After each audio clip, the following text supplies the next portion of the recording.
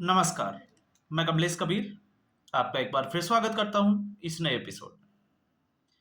आज के इस एपिसोड में हम बात करेंगे कांग्रेस पार्टी की दुर्दशा की। और यहां पर मैं दुर्दशा क्यों बोल रहा हूं, क्योंकि आज की परिस्थिति में अगर हम देखते हैं तो कांग्रेस पार्टी का ऐसे लगता है जैसे कांग्रेस पार्टी को एड्स हो गया है। अब ऐसी स्थिति में जब कांग्रेस पार्टी को एड्स हो गया तो क्या इस बीमारी का कोई इलाज नहीं है? अब एड्स जो शब्द है जब हमारे जहन में आता है तो फिर एक लाइलाज बीमारी जो है वो उभर कर आती है। अब लाइलाज बीमारी क्यों कहा हमने, उसका कारण भी जो है वो हम समझने की कोशिश करते हैं। पहलगाम अटैक के बाद में एक सर्वदलीय बैठक हुई और जब सर्वदलीय बैठक हुई तो उसमें केंद्र सरकार ने सभी पार्टियों से वास्तविक स्थिति से अवगत कराया कि हुआ क्या था। और उस वक्त एक सवाल खड़ा हुआ था सुरक्षा को लेकर। तो उस वक्त अमित शाह, राजनाथ सिंह, इन्होंने साफ तौर से जो है वो क्या हुआ उस पूरी स्थिति से अवगत कराया। और उस वक्त कांग्रेस पार्टी का स्टैंड यह था कि कांग्रेस पार्टी सरकार के साथ खड़ी है। लेकिन कांग्रेस पार्टी का एक पुराना इतिहास भी है। कांग्रेस पार्टी का पुराना इतिहास यह है कि कांग्रेस पार्टी अपने स्टैंड पे खड़ी रहेगी या नहीं रहेगी, यह बड़ा सवाल खड़ा हो जाता है। और फिर उसके बाद में जब मैं ये कह रहा हूं और ऐसा क्यों कह रहा हूं, उसके पीछे क्या तर्क है, अगर आप उसको समझोगे तो आपको बिल्कुल आसानी से जो है वो समझ में आ जाएगा। उसके बाद में शुरू होते हैं कांग्रेस पार्टी के जीजाजी रॉबर्ट वाड्रा। उनका जो स्टेटमेंट आया, एक्चुअल में वो स्टेटमेंट जो था वो एक खुंदस था, क्योंकि अभी ईडी उनके पीछे लगी हुई है। तो उनका जो स्टेटमेंट है तो आप देखोगे, सुनोगे तो आपको लगेगा कि क्या कांग्रेस पार्टी का वाकई में यही स्टैंड है। और कांग्रेस पार्टी को उससे पल्ला झाड़ना पड़ा, पहली स्थिति। उसके बाद में एक और उनके जो है वो तारिक अहमद कर्रा, उनका एक स्टेटमेंट आया। उसके बाद में कर्नाटका के मुख्यमंत्री सीएम सिद्धारमैया का एक स्टेटमेंट आया। जब ये स्टेटमेंट सुनते हैं तो हमें समझ में आता है कि राहुल गांधी के आने के बाद में इस कांग्रेस पार्टी की दुर्दशा का स्तर क्या है। जहां एक तरफ हम बात करते हैं विपक्ष की भूमिका की, तो क्या विपक्ष की यह भूमिका है? अब इस पे जो है वो सवाल खड़ा हो जाता है। और इस पे सवाल जो है वो मैं नहीं कर रहा हूं, मैं आपको कांग्रेस पार्टी की दुर्दशा के बारे में नहीं कह रहा हूं। कांग्रेस पार्टी के ही जो बड़ी लीडरशिप है वो कांग्रेस पार्टी की दुर्दशा से इस देश को अवगत करा रही है। और कैसे अवगत करा रही है? कल आपने देखा जिस तरीके से, क्योंकि इस वक्त कांग्रेस पार्टी की जो आईटी सेल है वो सुप्रिया श्रीनेत के कंट्रोल में है। और सुप्रिया श्रीनेत, जिसको हम कहें कि बेहद, जिसको कहें कि गठिया बोल बोलने वाली महिला, इस वक्त जो टीवी चैनल पे आती है सभी पार्टियों में से, तो उसमें जो है टॉप पे अगर किसी की रैंक है तो वो है सुप्रिया श्रीनेत। कल एक पोस्टर जो है वो जारी किया गया और उसके ऊपर गायब लिखा हुआ था। और ये कांग्रेस पार्टी के हैंडल से जो है वो एक्स हैंडल से ये ट्वीट किया गया था। उसके बाद में अब ये क्यों किया गया? क्योंकि कांग्रेस पार्टी चर्चा में बने रहना चाहती है और प्रधानमंत्री नरेंद्र मोदी को टारगेट करना, ये वैसे भी सुप्रिया श्रीनेत का जो है वो मकसद रहता है। क्यों मकसद रहता है? क्योंकि इनको लगता है कि राहुल गांधी की चाटुकारिता करने का इससे अच्छा तरीका जो है वो किसी नेता के पास हो ही नहीं सकता। कि आप मोदी को गाली दो, उनके आंका जो है वो खुश होंगे और उसको बदले में उनको इनाम मिलेगा। लेकिन शाम होते होते कांग्रेस पार्टी को यह समझ में आ गया कि उनका यह तीर जो है वो उल्टा चल गया। उल्टा मैं इसलिए कह रहा हूं क्योंकि उन्होंने तीर जो है वो अलग तरीके से अलग निशाने पर था, लेकिन वो तीर जो है वो कांग्रेस पार्टी के पीछे लग गया। देश की भावनाएं समझ में आई। अब किसी ने राय दी होगी तो शाम होते होते कहते हैं ना, अंधेरा होते होते उस पोस्टर को हटाना पड़ा। तो अब स्थिति यह है कि अगर आपको पोस्टर हटाना ही था, उड़ता तीर लेना ही था, तो ऐसी हरकत करने की जरूरत क्या थी? पाकिस्तान करे समझ में आता है, लेकिन देश की एक प्रमुख विपक्षी पार्टी इस तरीके की हरकत करे, और ऐसे समय में जब मुद्दा बड़ा संवेदनशील है। अब यहां पर स्थिति और है, अगर यहां पे 28 लोग, मैं कहता हूं जो मारे गए उनमें हिंदू के बजाय अगर मुस्लिम होते, तो क्या कांग्रेस पार्टी ऐसा करती? आपको क्या लगता है? और फिर इससे भी ज्यादा स्थिति में जब मैं बात कर रहा हूं, तो अब मैं ऐसा क्यों कह रहा हूं कि कांग्रेस पार्टी को कैंसर, एड्स हो गया है, लाइलाज बीमारी हो गई है?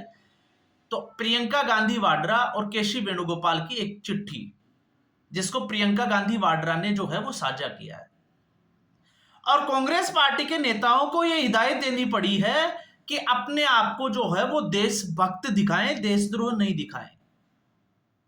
अब आप सोच के देखिए कि पार्टी की हाईकमान को, अपने नेताओं को जो है वो ये कहना पड़ रहा है कि आप जो है वो देशभक्त दिखें। अब आप सोच के देखिए कि कांग्रेस पार्टी की स्थिति क्या है। अब अगर मैं कहूं, भारतीय जनता पार्टी का कोई व्यक्ति कहे, या किसी दूसरी विपक्षी पार्टी जो कांग्रेस की विपक्षी हो, अगर वो ऐसी बात कहे, तो हमें लगता है कि कोई प्रोपेगेंडा के तहत जो है वो किया जा रहा है। लेकिन यहां तो कांग्रेस पार्टी को खुद को पता है कि कांग्रेस पार्टी की स्थिति क्या है। अब ऐसी स्थिति में क्या कांग्रेस पार्टी चुनाव जीत सकती है क्या? और फिर ऐसी स्थिति में अगर कांग्रेस पार्टी इस तरीके की हरकतें करती है, तो फिर दोष जो है वो चुनाव आयोग को क्यों, जनता को क्यों? यह भी जो है वो बड़ा सवाल हो जाता है। और जब हम ये कहते हैं कि कांग्रेस पार्टी की यह दुर्दशा, तो कांग्रेस पार्टी की स्थिति जो है वो आज से नहीं है। यह 1947 से नेहरू की जो कांग्रेस थी, वहीं से इसकी शुरुआत हो चुकी थी। और कब कब क्या क्या गलतियां की गई कांग्रेस पार्टी के द्वारा, आज जो है वो हम उनकी बात कर करके थक चुके हैं। और कैसे कैसे की गलतियां आपने देखा होगा। जब 1947 में बंटवारा हुआ, तो बंटवारा क्यों हुआ, उसके पीछे आपको कांग्रेस पार्टी नजर आएगी। उस वक्त अगर कांग्रेस पार्टी, महात्मा गांधी, जवाहरलाल नेहरू अगर चाहते, तो शायद बंटवारा जो है वो रुक सकता था। और इतिहास में आप उठा के देखिए कि मोहम्मद अली जिन्ना को कौन सी बीमारी थी। अब कुछ जगह जो है वो बताया जाता है कि उसको एसटीडी थी, और कुछ जगह बताया जाता है कि उसको तपेदिक की बीमारी थी, टीबी थी। और जब महात्मा गांधी को इस बात का पता चल गया था, तो आखिर इसको टाला क्यों नहीं गया? लेकिन मंशा जो है वो आप समझ गए होंगे। और फिर उसके बाद में जब भारत और पाकिस्तान की लड़ाई हुई, तो भारतीय सेना ने कब्जा कर लिया था पाकिस्तान की कितनी जमीन को, तो एक बड़ा मौका गवा दिया। इतिहास भरा पड़ा है इन चीजों से। सेना ने अतिरिक्त समय मांगा कि आप एक महीने का समय दीजिए 1948 में, पीओके को हम वापस हासिल कर लेंगे, लेकिन अनुमति नहीं दी गई। और एक उलट जो ये लोग गायब के पोस्टर लगा के प्रधानमंत्री नरेंद्र मोदी को टारगेट कर रहे हैं, उसी वक्त आपने देखा होगा कल शाम को प्रधानमंत्री नरेंद्र मोदी की एक हाई लेवल मीटिंग, और उसके बाद में यह कहना कि समय सीमित है और लक्ष्य बड़ा है, और फौज को पूरी छूट दी जाती है कि समय और लोकेशन फौज जो है वो अपने हिसाब से तय करे। क्या करना है ये फौज ने देखना है, पूरी छूट है, किसी के ऑर्डर की जरूरत नहीं है। तो इसका क्या मतलब है? इसका मतलब सीधा सा है कि टारगेट बहुत बड़ा है, तो आने वाले समय में बहुत नजदीक, हम बहुत दूर की बात नहीं कर रहे हैं, नजदीक का मतलब 2 दिन, 4 दिन, 5 दिन मैक्सिमम, बहुत कुछ बड़ा होने वाला है। अब कैसे होगा हम उसकी चर्चा नहीं करेंगे, क्योंकि मीडिया में तो यहां तक आ गया है कि आईएनएस विक्रांत जो है वो अरब सागर में पाकिस्तान के उस तरफ जो मोर्चा है उस पर मौजूद है। तो आप समझ सकते हैं कि स्थिति क्या है, भारत की तैयारी किस तरीके की है। बाकी केंद्र सरकार की हिदायत भी है कि इस किसी भी तरीके से सेना के मूवमेंट को अपने किसी चैनल के ऊपर ना दिखाएं, क्योंकि ऐसी गलती दरबारी मीडिया की ही एक जो अपने आप को बड़ा पत्रकार कहती थी बरखा दत्त, उसने कारगिल युद्ध के समय की थी, और जिसका फायदा पाकिस्तान आर्मी को हुआ था। तो प्रधानमंत्री नरेंद्र मोदी ने अपनी मंशा जाहिर कर दी, और पाकिस्तान के हालात ये है कि वहां के जब रक्षा मंत्री ये कहे कि बहुत जल्द बड़ा अटैक होने वाला है, वहां के राजदूत पाकिस्तान के जब रसिया की जो मंत्री है उनसे मुलाकात करते हैं, अब आप समझ सकते हैं कि उसका मुलाकात का जो है वो कारण क्या रहा होगा, क्योंकि रसिया भारत का अजीज दोस्त, इजराइल भारत का अजीज दोस्त, इस वक्त तक की अगर हम स्थिति में देखें तो उन लोगों को समझ में आ रहा है, लेकिन कांग्रेस पार्टी को अभी भी समझ में नहीं आ रहा है। और सीधे तौर से आप देखिए, हम पहले भी कह रहे थे कि कहीं ना कहीं इसमें पाकिस्तान फौज का ही हाथ निकलेगा, और अब जब हम हसीम मूसा की बात करते हैं तो इसमें साफ तौर से पाकिस्तान की आर्मी जो है उसका हाथ दिखाई देता है। अब कुछ मीडिया के लोग जो चाटुकारिता करते थे इस परिवार की और कांग्रेस पार्टी, उनको लगा कि शायद ऐसा कुछ जो है वो है नहीं, तो अब स्थिति सामने आ गई। अब आप करिए खुल के कश्मीरियत की बात, करिए उन टट्टुओं की बात, मैं टट्टू वाले नहीं बोलूंगा, उन टट्टुओं की बात करिए। हम तो पहले ही कह रहे थे कि इसमें कहीं ना कहीं उनका हाथ है, ऐसा हमला जो है वो हो ही नहीं सकता।